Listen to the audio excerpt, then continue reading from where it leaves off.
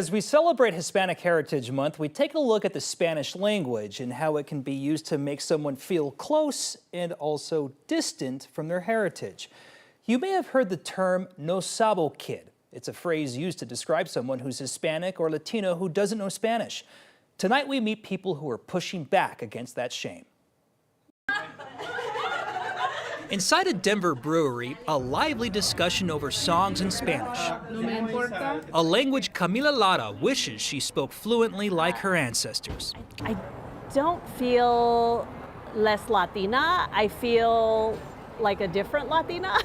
Camila grew up in Denver with family roots in southern Colorado, where English was forced upon native Spanish speakers in the 1800s and 1900s. The Spanish language has been really demonized and weaponized, I think, a lot over history. She's trying to connect to the language in a Spanish club that helps Hispanics and Latinos who don't speak the language. Just being able to create a space to where they can come and speak so comfortably. Julieta da Silva organizes the Habla Club through Museo de las Americas, which celebrates Latino culture in Denver. There's a lot of times, and I think in our community, where shame is implemented from either each other or other systems.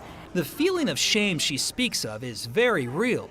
A recent survey by Pew Research found that 54% of Hispanics who don't speak Spanish report feeling shamed, sometimes by other Latinos. And there's a trending term on social media being shared by people who feel this way: no sabo kid.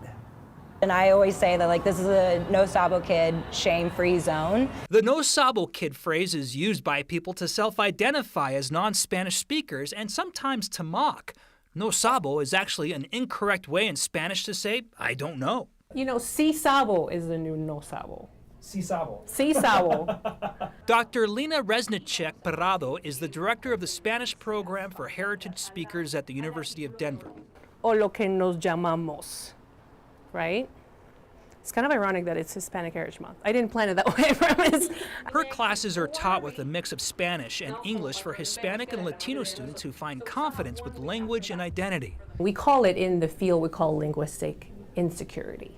Right? You're insecure about your identity as a Spanish speaker, and you're Latino, you're Hispanic, you're supposed to be a Spanish speaker, and it's tough, and these students have dealt with that most of their lives. Just over 1 million Hispanics call Colorado home, a reclaiming of the language in a state that ironically has a Spanish name that means colored red.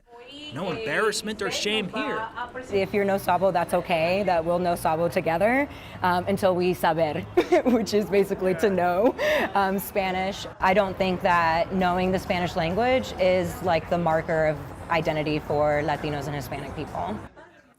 I think it's fair tonight to say ellos saben, which means they now know. I asked Julieta da Silva, what's the best way to learn Spanish?